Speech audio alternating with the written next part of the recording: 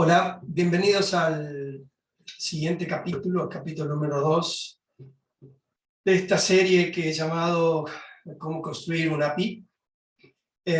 Y en este capítulo lo que voy a hacer es ya directamente sobre la herramienta que vamos a utilizar para escribir código, que como dije en el capítulo de introducción es el framework Django, una herramienta de Python.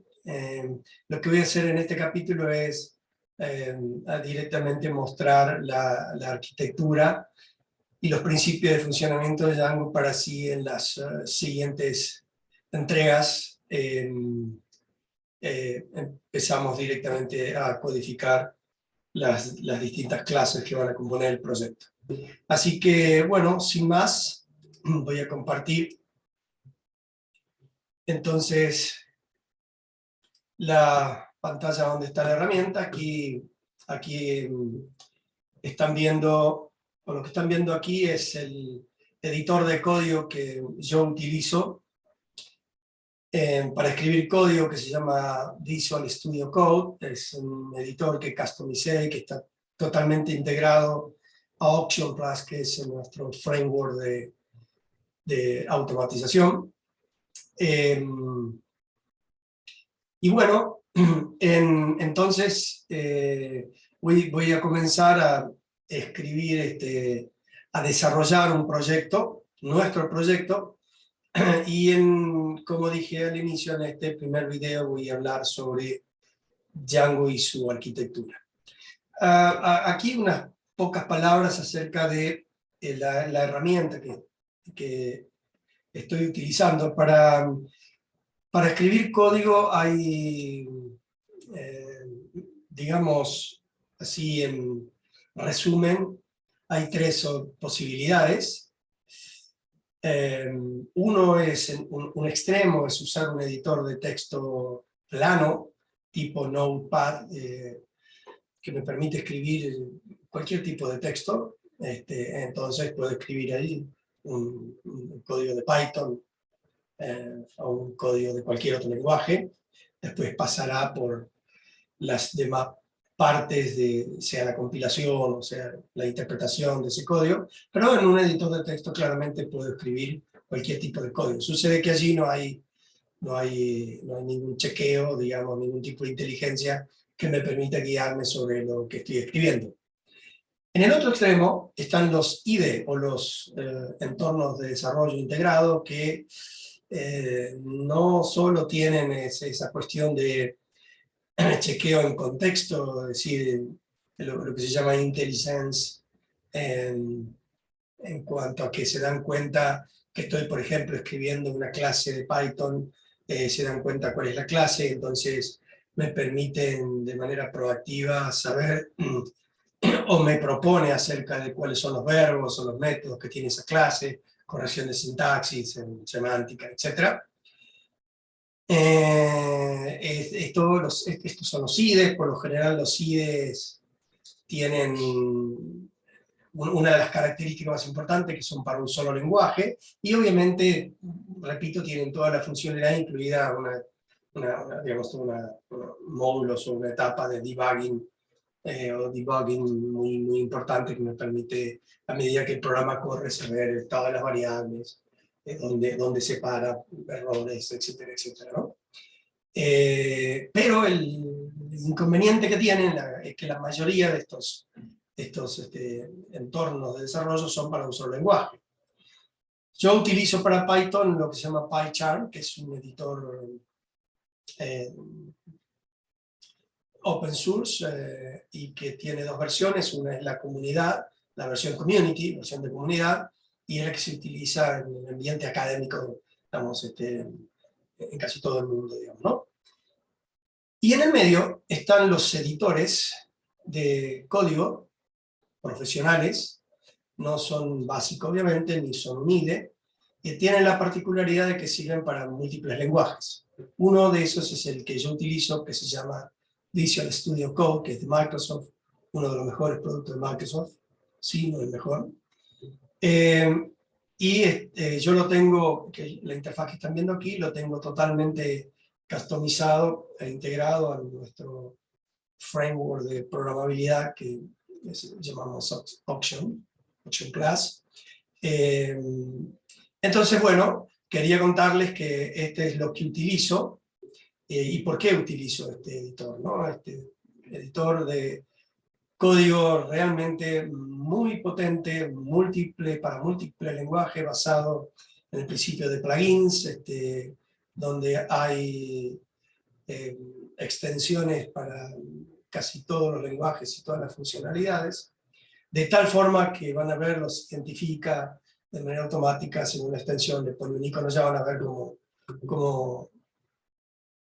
cómo se muestra el editor a medida que voy desarrollando el código, ¿no? Pero simplemente unas pocas palabras acerca de cuál es la herramienta que utilizo y por qué la utilizo. Bueno, volviendo a nuestro tema, Python y su arquitectura. Django y su arquitectura. Lo primero que hay que hacer en Django para comenzar a trabajar en un proyecto es precisamente crear el proyecto. Entonces, lo que hay que hacer es elegir un directorio.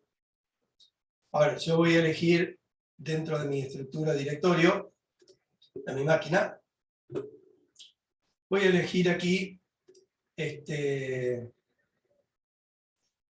a ver, sí, aquí dentro del código, y eso se abre en mi editor, y me muestra aquí las carpetas o directorios dependientes de ese directorio que se llama código.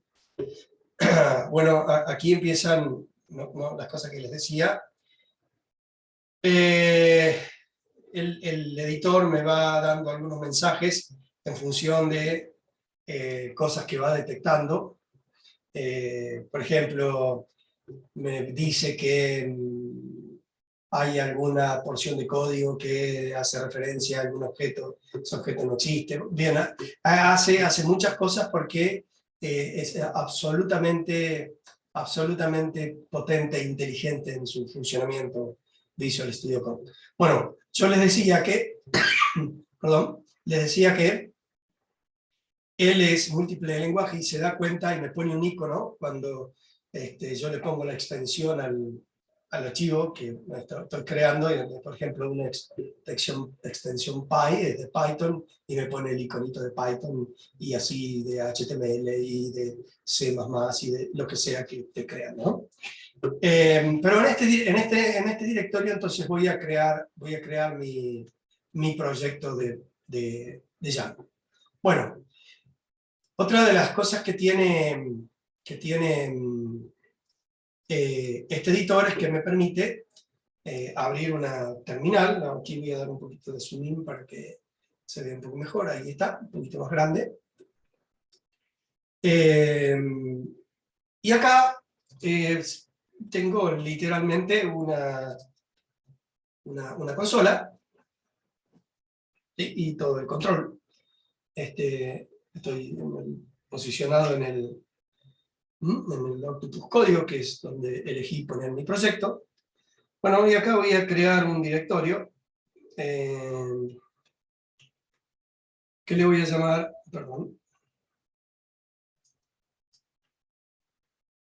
le voy a llamar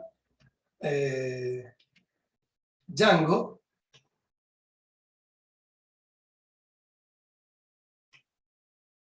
¿Sí?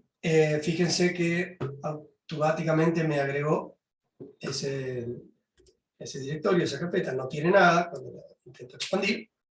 ¿Sí? Y ahora me voy a ir adentro de esa carpeta. Ahí. Aquí estoy un poco malo con los comandos. Dentro de esta carpeta Django tampoco tengo nada, obviamente. Pueden ver allí el path completo. Y ahora acá es donde voy a crear mi proyecto de Django, o sea, nuestro proyecto, que es el proyecto para construir una API server. Ok, una vez elegido el root, el lugar donde voy a poner el proyecto, lo que sigue es entonces activar el proyecto. Algún pasito antes que podríamos querer realizar es verificar la instalación de Django. Bueno, como Django es una utilidad de Python, Django está instalado como librerías de Python. Entonces lo que podemos hacer para verificar su funcionamiento y, por ejemplo, la versión, a veces es necesario saber qué versión tenemos, hay varias maneras, pero a mí se me ocurre mostrarles una que es muy completa, porque prueba varias cosas, es llamar al intérprete de Python. Yo utilizo Python 3.8, como pueden ver aquí, y lo que hacemos es importar el paquete de Django. Primero, si no me da error aquí, quiere decir que Django está instalado. Y segundo, podemos utilizar un método que tiene Django, que es, aquí vamos a ver con el dir, con el comando dir, bueno, los métodos y variables que tiene Django en primer nivel, y vemos que hay uno de ellos que se llama versión, es un método que se llama versión, que me permite ver la versión que está instalada de Django. Entonces, si yo hago aquí Django, Django.barra, guión bajo, perdón, version, guión bajo, y puedo ver que la versión que tengo instalada de Django es la versión 3.2.7, y entonces con esto sabemos cuando tenemos que ir a buscar la información de algo en particular, qué versión es la que estamos utilizando, ¿no? Aquí hice una prueba, salgo de Python, hice una prueba bastante completa de Django y me muestra que está bien instalado. Otra sería más simple, digamos, verificar que está instalado en la lista de paquete que está instalado, que tiene instalado el Python que está utilizando. Recuerden que Python es mandatorio tenerlo instalado. Aquí pueden ver que está instalado Django con la misma versión, obviamente, pero la prueba que acabo de hacer es un poquito más exigente respecto al funcionamiento del mismo. Bueno, una vez que esto está verificado, lo que voy a hacer es, finalmente voy a crear mi proyecto. Eso se hace con el comando Django admin.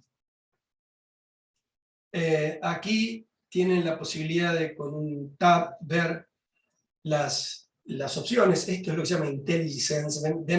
Digamos, es una ayuda en función del contexto, y ofrece información sobre lo que hay, digamos, nuevamente relacionado con el contexto donde estoy. Entonces, las opciones que tiene el comando Django admin. Y hay uno que es el que voy a utilizar, que es Start Project, el que tengo que utilizar para comenzar a escribir el proyecto. Start Project, si hiciera nuevamente Tab, y ya lo doy por asumido, esto no lo explico más, y lo que tenemos que hacer acá es ingresar el nombre del proyecto o alguna de las opciones que siguen, digamos, como opciones de funcionamiento del comando Django admin start project. Entonces yo le voy a llamar a mi proyecto API Server. ¿Sí? Ok, aquí se activó y se creó el proyecto API Server, de tal forma que si yo ahora viera el contenido, aparece una carpeta que se llama un directorio, que se llama API Server, claro, es el nombre que le acabo de poner. ¿Sí? Si se fijan en la interfaz gráfica, aparece el directorio de API Server, pero adentro aparecen algunas cosas más que acaba de crear exactamente el comando que activa el proyecto, ¿no? Aquí lo que acabo de hacer es crear un proyecto y los componentes que se crean los elementos que se crean cuando se activa un proyecto.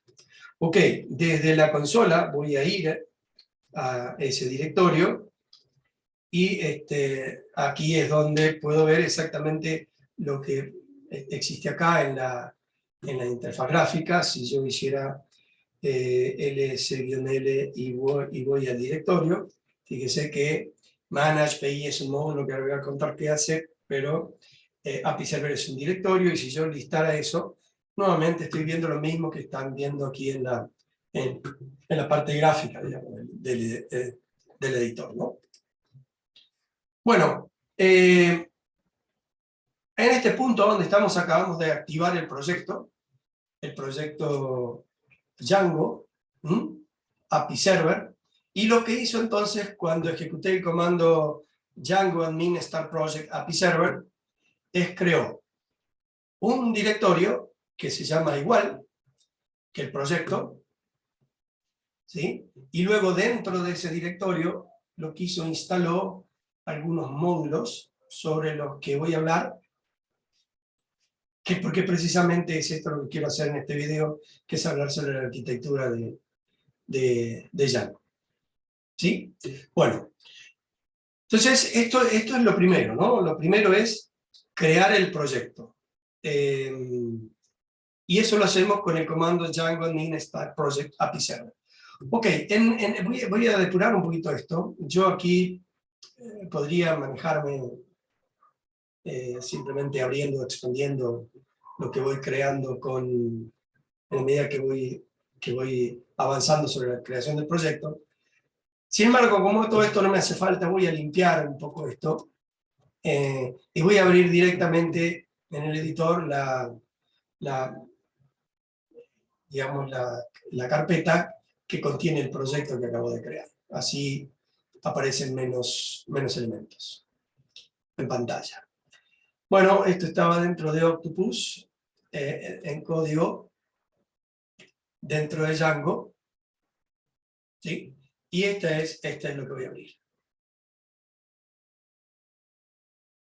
Como van a ver, hay un montón de directorios que ya no van a aparecer más. Bueno, aparece entonces dentro del directorio Django, que es el que elegí para crear mi proyecto, aparece el proyecto API Server como directorio principal. Si yo abro aquí o expando esa carpeta, aparece una segunda carpeta que se llama igual que el nombre del proyecto. Bueno, ya vamos a ver qué es eso. Y si yo expando esa carpeta, ya aparecen algunos elementos que, repito, ahora voy a explicar qué son esos elementos que forman parte de la arquitectura de Django. Bueno, vuelvo a abrir una terminal, ¿sí? Y ahora viene la segunda parte, digamos, la segunda cosa que hay que crear, no la segunda parte, la segunda cosa que hay que crear cuando se crea un proyecto Django. Django, como les dije en el capítulo introductorio, es una herramienta muy potente, es un framework para desarrollar aplicaciones web muy potente, sirve para escribir aplicaciones muy sencillas, pero también extremadamente complejas de alto nivel, y que en mi elección sobre él, sobre otros frameworks, como Flask, por ejemplo, y otros lenguajes como Node.js, es porque es muy flexible, es seguro, tiene muchos componentes de seguridad, pero que tiene cierta complejidad. Eso es cierto en su arquitectura, en su sintaxis, tiene alguna complejidad que los demás realmente no lo tienen, pero bueno, es un poco, digamos, el trade-off, o sea, esa complejidad viene porque en forma paralela hay mucha potencia y mucha flexibilidad, ¿no? En esto no hay magia, cuanto más potencia y más flexibilidad seguramente hay un mayor esfuerzo que hacer. Entonces, él organiza la información, o todo lo que contiene, hablo de Django, en lo que se denominan aplicaciones. Es decir, un proyecto está compuesto por en realidad por cero o varias aplicaciones. ¿Qué es una aplicación? Bueno, una aplicación para Django es, dentro de un proyecto, es una organización de elementos que responden a una determinada función del proyecto. Imaginemos que tenemos un proyecto, nuestro proyecto, que es por un lado tener una aplicación web que me muestra en una página web información determinada. Nosotros vamos a mostrar información de dispositivos, interfaces, en un formato web, en una página web, y por otro lado, esa misma información va a ser consultada vía API, por una aplicación externa, un cliente HTTP que es Postman, ¿sí? Ahí tenemos dos funciones, ¿no? La de la aplicación web y la del API en sí, ¿sí? Entonces ahí ya puede uno decir, ok, ahí ya hay dos aplicaciones, la de la aplicación web y la del API, ¿no? Respondiendo a funciones.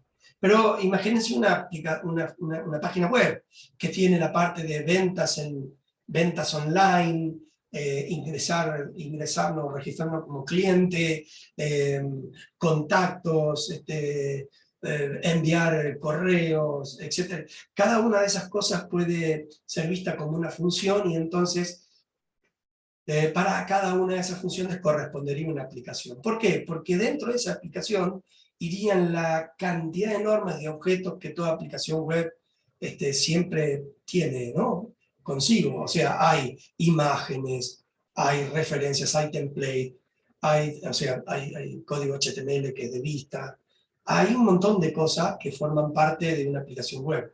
Bueno, imagínense tener todo eso en un solo directorio, ¿no? Es un poco complicado de ver cuando el proyecto es grande. Entonces, para eso existe el concepto de la aplicación. Es un ordenamiento lógico de todos los elementos, objetos de un proyecto, pensando en las funciones que tiene el proyecto. Cada función, una aplicación. Dije de cero a varias. ¿Por qué? Porque, repito, no es necesario crear aplicaciones.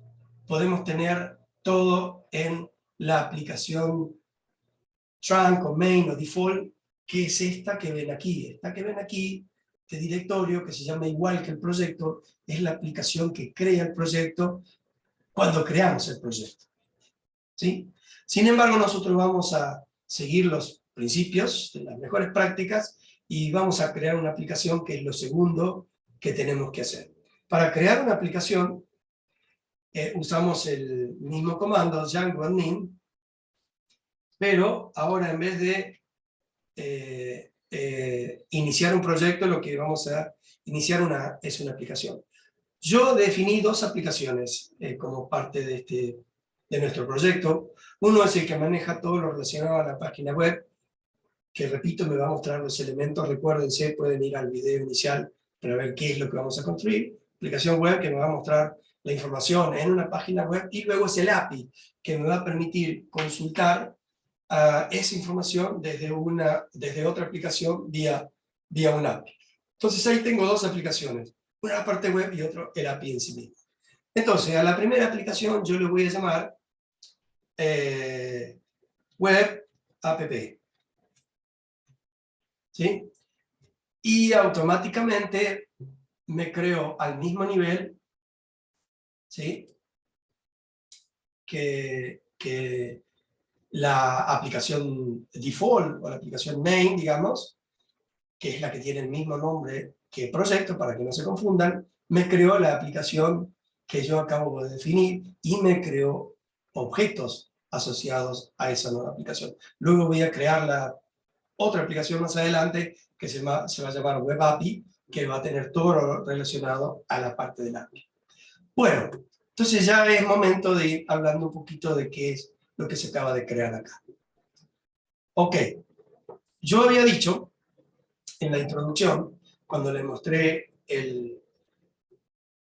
digamos, la esencia o la arquitectura de funcionamiento de Django, que sigue el principio del patrón de diseño llamado modelo vista controlador, un patrón universal, pero que Django había hecho algunas modificaciones y que en Django ese mismo patrón se llama model template view, pero que en principio es el mismo funcionamiento, esencialmente es lo mismo. Y aquí ya empezamos a ver algunos elementos creados y asociados con eso, ¿no? Recuerden, el patrón hablaba de un requerimiento que se iniciaba en un navegador. Ese requerimiento se identificaba con una URL. La URL no es en el mundo de aplicaciones web, no es otra cosa que la dirección que identifica el requerimiento, es el identificador del requerimiento, así como en el nivel de red existe su dirección, es la dirección IP, en el nivel de aplicación, o capa aplicación, en la dirección es la URL en el mundo web. Bueno, la URL identifica cuál es el requerimiento que el cliente o el navegador le está haciendo al servidor. Y acá hago otro paréntesis y comento lo siguiente. Estoy hablando de cliente, estoy hablando de servidor. Bueno, HTTP es un protocolo que se diseñó para permitir la comunicación entre estos dos elementos, el cliente y el servidor, en el mundo de las aplicaciones web. Tiene la particularidad, sin entrar en detalles, tiene la particularidad que funciona según el principio del modelo cliente-servidor, es decir, hay un cliente que es el navegador que está en una máquina por ahí, con una dirección IP específica, y hay un servidor que está en otra máquina con una dirección específica, ¿no? Bueno, en el momento de desarrollo, el cliente y el servidor pueden estar en la misma máquina, pero básicamente son funciones diferentes. Está claro quién es el cliente, el navegador. Y el servidor, ¿quién es el servidor? El servidor, ¿y qué hace un servidor HTTP en el mundo de aplicaciones web? O un servidor web, más comúnmente llamado. Bueno, primero que un servidor web no es otra cosa que un servidor que responde los requerimientos HTTP que un cliente llamado navegador le hace. Esos requerimientos vienen identificados por las URLs. ¿Sí? Entonces aquí ya vemos qué hace el URL, y qué es el cliente y qué es el servidor. ¿Qué hace el servidor? El servidor lo que hace es analizar ese requerimiento y ver cómo lo resuelve para devolvérselo al navegador, que es el cliente, para que el navegador lo pueda mostrar. Entonces, lo que va a hacer el servidor es interpretar, eso hace un servidor web, o más genéricamente un servidor HTTP, es interpretar el requerimiento del cliente y analizar qué tiene que hacer con eso.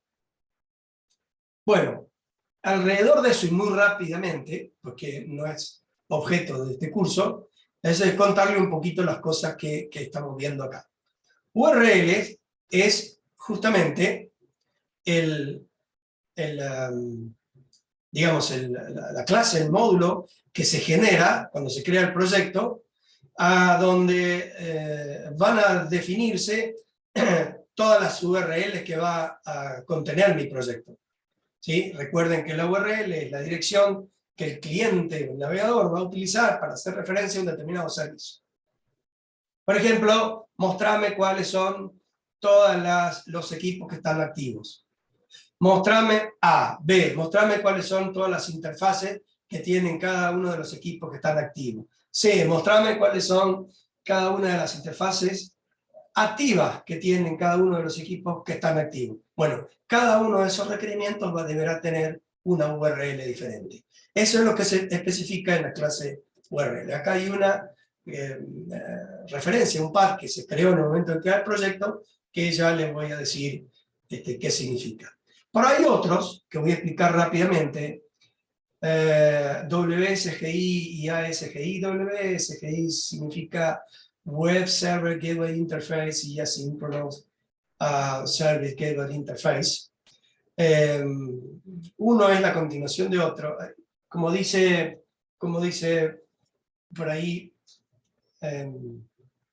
la comunidad ASGI es, digamos, la continuidad de WSGI en cuanto a las mejoras, y es el reemplazo espiritual, le llaman, digamos, ¿no? De WSGI. Ok, ¿qué hace WSGI? Muy rápidamente. Recuerden que en este video estoy hablando de la arquitectura del Django, cuáles son sus componentes para que podamos entender lo que viene después. WSGI, que significa Web Server Gateway Interface, que aquí hay un contenido que nos vamos a analizar, pero lo que hace es lo siguiente. Imagínense que, nuevamente, la relación entre el cliente y el servidor. Y el cliente le dice, el navegador le dice al servidor, hey, mostrame el nombre de los alumnos. Ok, el servidor recibe ese requerimiento, analizando la URL se da cuenta que lo que quiere ver es el nombre de los alumnos, y lo que hace el servidor HTTP o el servidor web, es pasárselo a algún módulo dentro del propio servidor que resuelva esa situación. Ese módulo dentro del servidor es alguna porción de código escrito en algún lenguaje óptimo o pensado para escribir aplicaciones web. Python, Node.js, JavaScript, perdón, o lo que sea, ¿no? Entonces así el servidor HTTP le pasa a el módulo que está escrito en Python, supongamos, que me devuelve el nombre de los alumnos, y luego el módulo se lo devuelve al servidor, entonces el servidor se lo responde al cliente. Bueno, así funciona todo perfectamente. Para mañana viene un requerimiento, que es el nombre de los alumnos, pero escrito en ruso. El servidor web o el servidor HTTP no va a entender ese requerimiento, y entonces no va a haber ninguna manera de poder responder eso. Ok, para eso aparece WSGI, Web Service Given Interface. Esto no es otra cosa que yo diría una especificación escrita en Python, que lo que permite hacer es definir una manera única de comunicación entre el servidor y las aplicaciones que resuelven los requerimientos que el servidor recibe. Entonces ahí nos independizamos que esto venga en inglés, chino o ruso.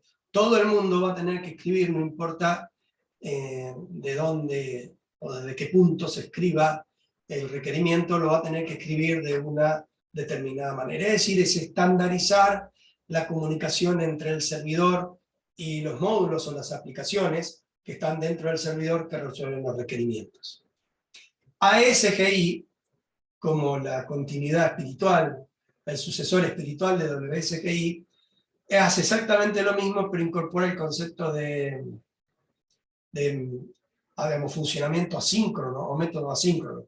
¿Por qué? Porque WSGI tiene una particularidad, y es que cuando él está resolviendo un requerimiento, así cuando el servidor le pide a un módulo, a una porción de software, de código dentro del servidor que resuelva tal cosa, ese proceso es lo que se llama síncrono, es decir, hasta que no termina de resolver esa petición, ese hilo, esa petición, valga la redundancia, consume los tiempos de recurso de la CPU, y la CPU no podrá hacer otra cosa. Así funciona WSGI de manera síncrona. Entonces, para poder resolver múltiples peticiones, hay que agregarle a WSGI lo que se llaman workers o tareas paralelas, etcétera, etcétera. Bueno, ASGI viene a este mundo a resolver a mejorar esa limitación, y le ofrece a WSGI un funcionamiento asíncrono. Es decir, que los requerimientos entonces, la redundancia, se vuelven asíncronos, y todo eso corre en un hilo, en un thread, y entonces el requerimiento correrá en el background, y mientras tanto la CPU puede atender otros requerimientos paralelos. Entonces, a grandes rasgos, esa es un poco la esencia de estos dos módulos, con los cuales nosotros no nos vamos a meter.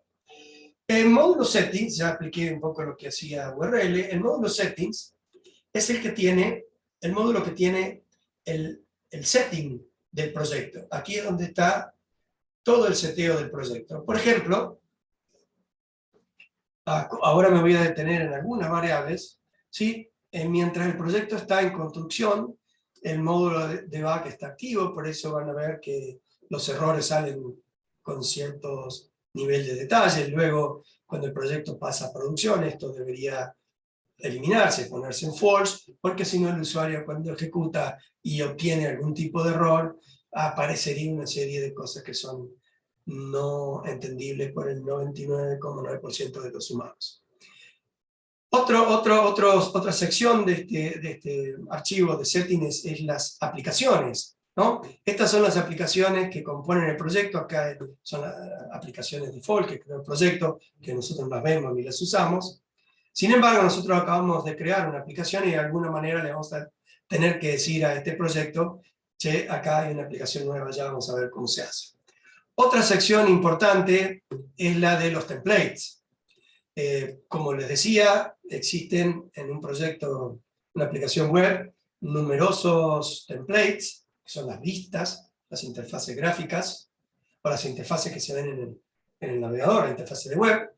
Y los templates se van a ubicar en distintos directorios. Entonces, para no tener que hacer referencia cada vez que se menciona un template a dónde está, a qué directorio, o dónde, en qué directorio se encuentra, lo que hacemos es, ponemos en dirs los lugares o los directorios, las carpetas donde se encuentran los templates, de manera que luego vamos a poder referirnos a los templates de forma directa, sin tener que hacer mención a dónde se encuentran los mismos.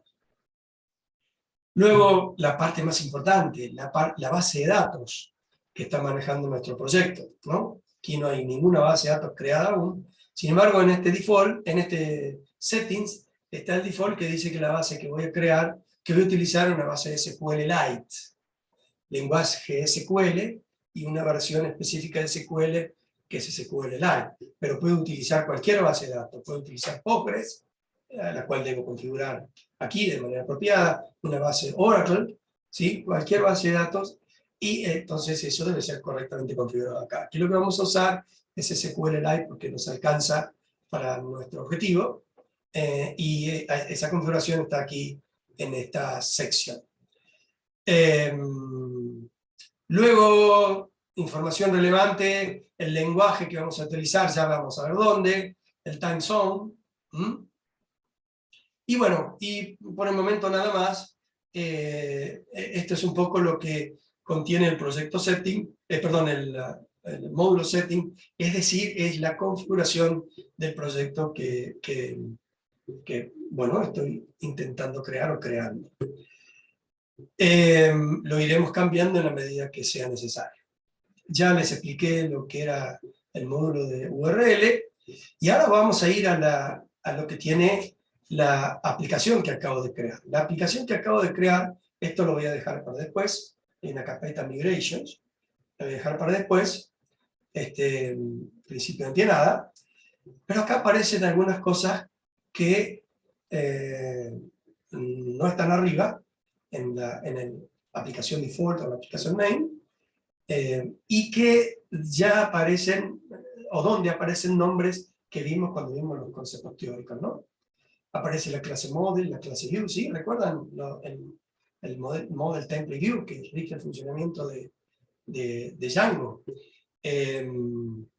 Models, la clase model es donde vamos a crear el modelo de datos, es decir, cuál es la estructura de datos que nuestro proyecto va a utilizar. Datos que se van a guardar, en este caso, en la base de datos, ¿sí? Porque queremos darle persistencia a los datos que vamos manipulando. Aquí es donde vamos a crear la estructura de datos, que es central en todo proyecto. Eso va entonces en la clase model. Views, que es la clase donde está la lógica, es decir, recuerden, es el equivalente al model, el modelo vista controlador, aquí views, perdón, al controller, en el modelo vista controlador, acá se llama views, en Django, y es también, ese sería el controller, y es donde está la lógica de procesamiento de los requerimientos. ¿Sí recuerdan el ejemplo que usé del cliente que hacía un requerimiento al servidor? El servidor analizaba la URL y le tiraba ese requerimiento a un programa, a un módulo de código dentro del servidor. Bueno, esto es lo que está dentro de Vue. En Vue está la lógica, o están las porciones de código que resuelven los requerimientos que hace el cliente del navegador. Aquí es donde vamos a escribir la lógica de cada uno de los requerimientos que se hacen desde el cliente o el navegador y que vienen referenciados por la URL. Recuerden siempre eso, la URL es la dirección que identifica el servicio dentro del servidor. Es lo que se llama, y vamos a empezar a usar esta palabra, el recurso en el mundo APIs. El recurso dentro del servidor está identificado por la URL. El nombre de los dispositivos tendrá una URL.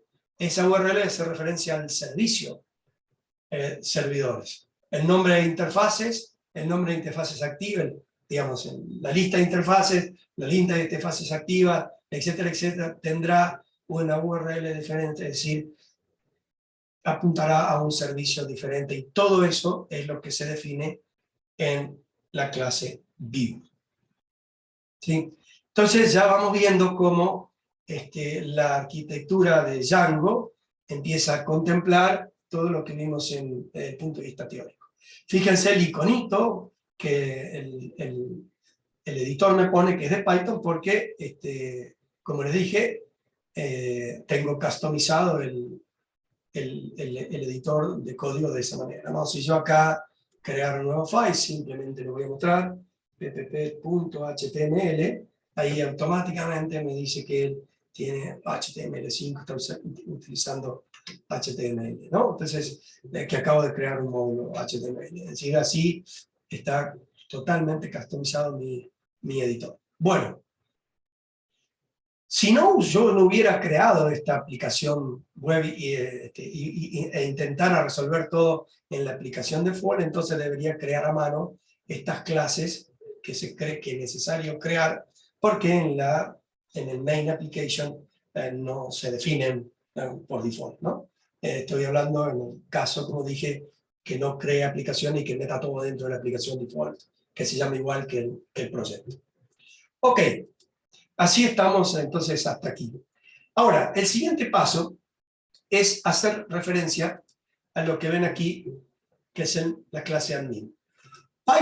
Django tiene lo que se llama un panel de administración. Un panel de administración es una interfaz gráfica que me ayuda a resolver cosas mientras estoy construyendo el proyecto.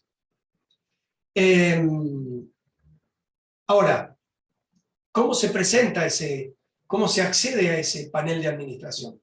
Ok, antes de eso, vamos a terminar entonces el concepto del servidor HTTP, que es necesario, o servidor web, que es necesario tener en todo proceso, digamos, en toda aplicación web que se escribe, cliente, navegador, servidor, un servidor web o un servidor HTTP más genéricamente, que tiene que estar en algún lado. Bueno, Django tiene su propio servidor HTTP. Hay varios, Apache, Tomcat, y Django tiene su propio servidor HTTP, que en realidad lo correcto sería que se utilice el servidor interno que tiene definido Django mientras el proyecto esté en producción, en desarrollo. Una vez que el proyecto esté probado y esté en producción y que quiera ir a producción, debería, a mi juicio, pasarse a algún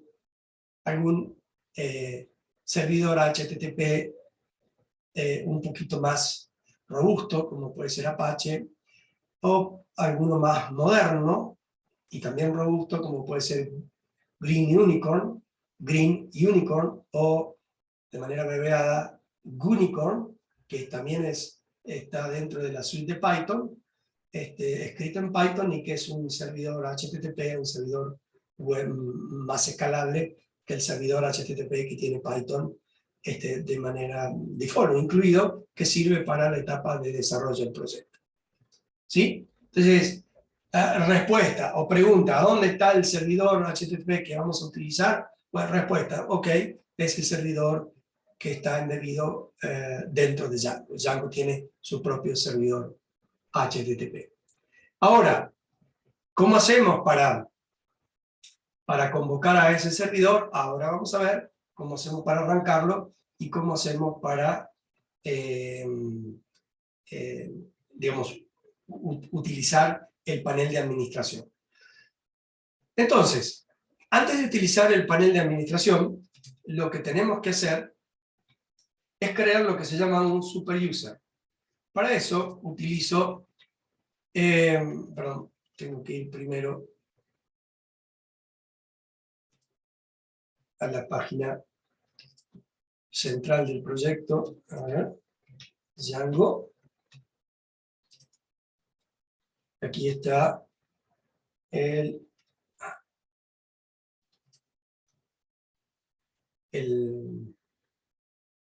digamos, el directorio del proyecto. Ahí acabo de ingresar. Aquí puedo ver la aplicación default, ¿sí? Y veo un módulo que se llama ManagePI. ManagePI es un módulo en Python que me ayuda, o que se utiliza para resolver, para ejecutar comandos de gestión o de administración del framework. Entre ellos que es el de creación de un usuario para que pueda usar el panel de administración. Ya ahora van a ver de qué se trata esto. Para eso utilizo el ManagePI, el módulo ManagePI y la opción ManagePI Create User. Nope.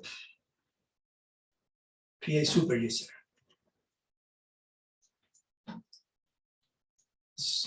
Ay, Dios. Create Super User.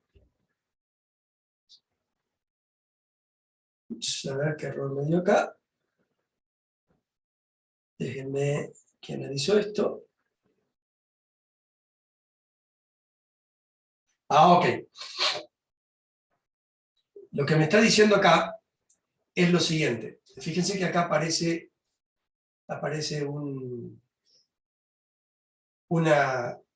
digamos, un objeto nuevo creado, y esta es exactamente la base de datos, que es la SQLite, la base de datos que vamos a utilizar.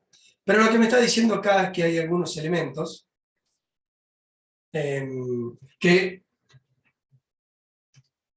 no han sido creados correctamente, y esto tiene que ver porque acabo de olvidar, creo que así le llamé, ¿sí?, a la aplicación.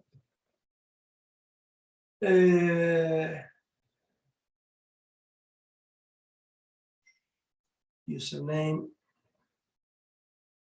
database, bueno, vamos a ver.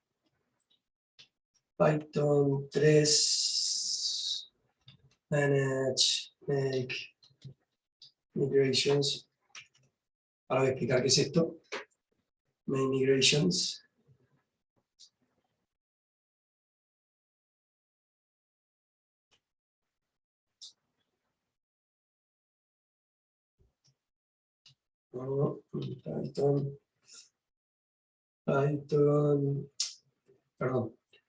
Python 3, manage, make migration, migrates, repito. Ahora voy a explicar lo que estoy haciendo acá. Sí, y ahora voy a crear el usuario.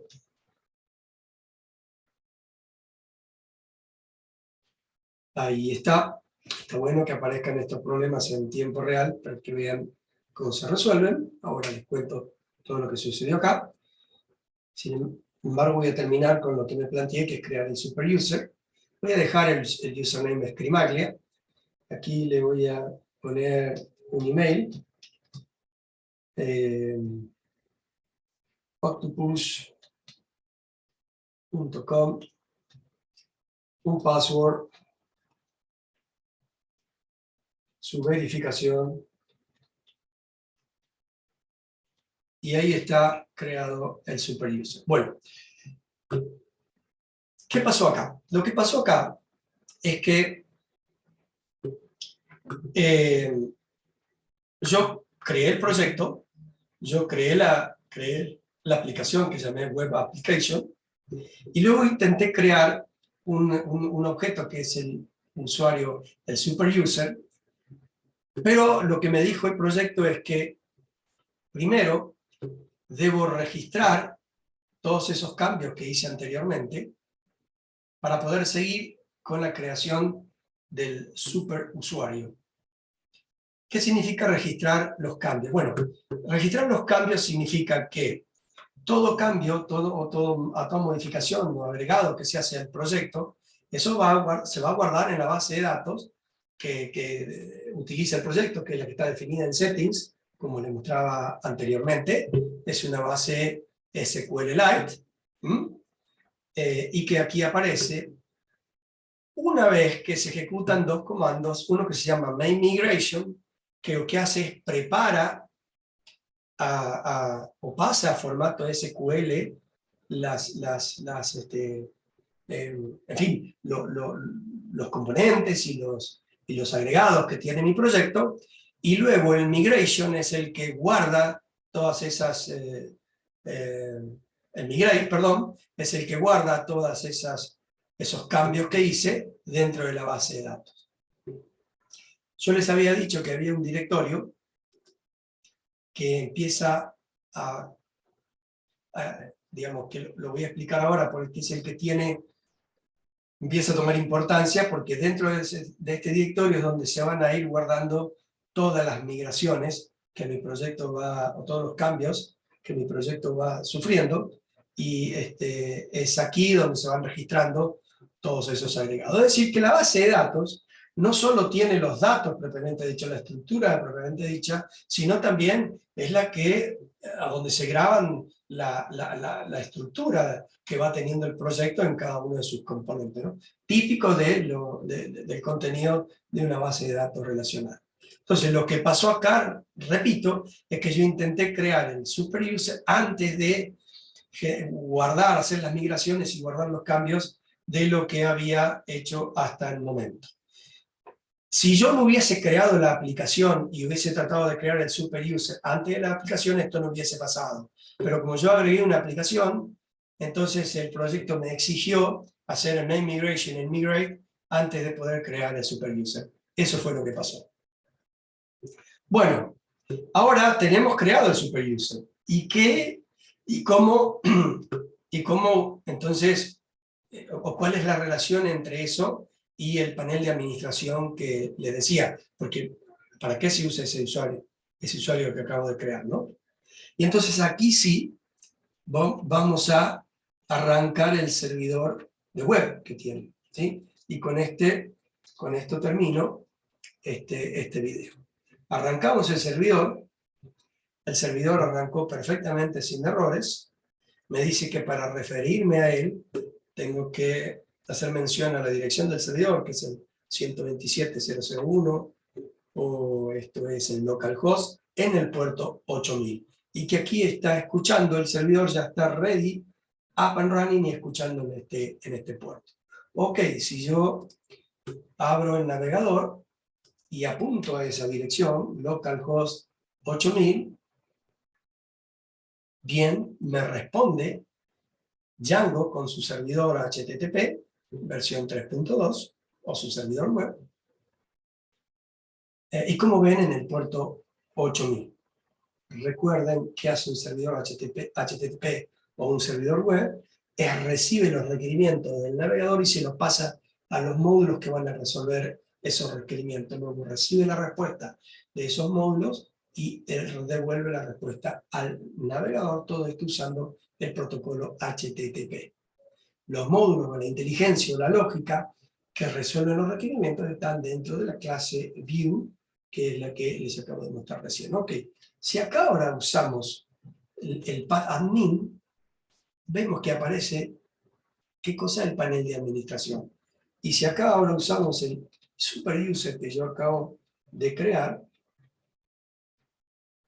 accedo al mismo, al panel de administración, y como les dije, el panel de administración no es otra cosa que una interfaz gráfica que me permite ir resolviendo cosas mientras estoy creando el proyecto. Por ejemplo, lo que vamos a hacer acá es empezar a manipular los datos de la estructura de datos en la base de datos sin haber escrito el código, concretamente el código, que resuelve precisamente eso, ¿no?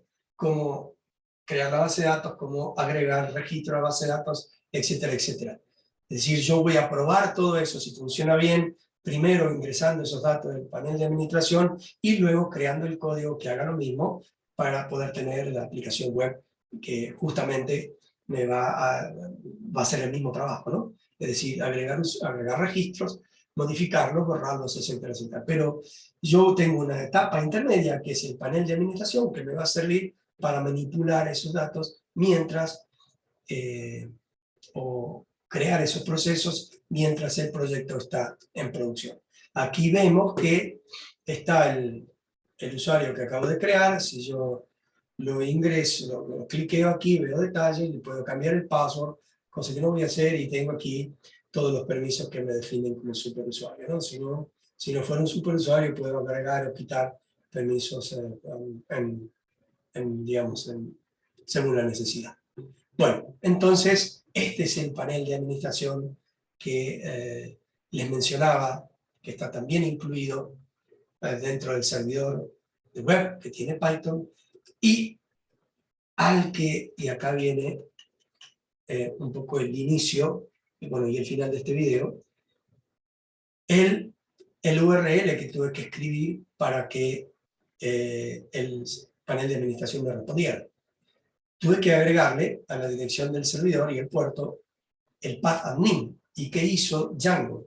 Django me derivó a este proceso, el panel de administración. ¿Y dónde está especificado eso? Bueno, precisamente aquí, en las URLs. En las URL, la URL por default que se creó dentro de la lista URL patterns, está el de admin. Es decir, cada vez que en el navegador se escriba la dirección del servidor del puerto, esto siempre va antes, ¿no? En este patrón, la dirección del servidor y el puerto, más la palabra admin y barra, lo que hace Django, o lo que hace el servidor HTTP es me deriva a este proceso. Y este proceso no hace otra cosa que ejecutar el panel de administración. Bueno, ustedes pueden hacer aquí rápidamente una analogía, que si yo agrego un path y que se llame, por ejemplo, API barra B1 barra interfaces, cada vez que alguien clique o que ponga esa dirección en el navegador, yo lo voy a mandar a un programa, a una porción de código, que va a resolver justamente ese requerimiento que es el mostrar las interfaces. ¿Y dónde va a estar esa porción de código?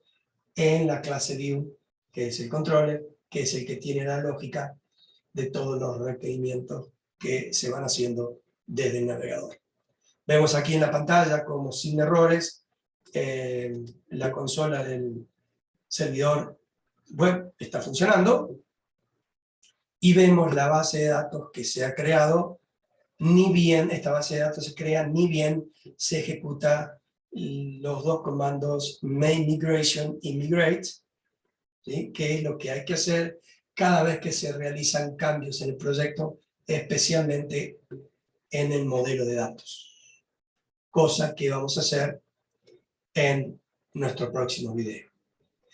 Bien, repasando lo que vimos hoy en un video, en este video, también un poquito extenso pero importante, es la arquitectura de Django. Los componentes de Django, cómo se crea un proyecto Django, cómo se crea una aplicación dentro de un proyecto Django, para qué se utilizan las aplicaciones, luego los distintos módulos que tiene el proyecto Django, el módulo URL, el módulo models, views, que es equivalente al controller en el modelo vista controlador, el módulo clase models, que es el que contiene toda la especificación completa de cuál es la estructura de datos y la base de datos, etcétera, etcétera.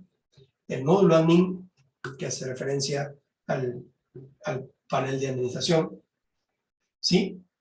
Y bueno, esta es un poco la estructura de Django, o el contenido de Django en la medida que uno comienza a trabajar en un proyecto. El próximo video, para ir avanzando, va a ser escribir el modelo de datos, que es el que va a tener todo el detalle de los datos que nuestro proyecto va a manejar. Bueno, espero entonces que les haya gustado.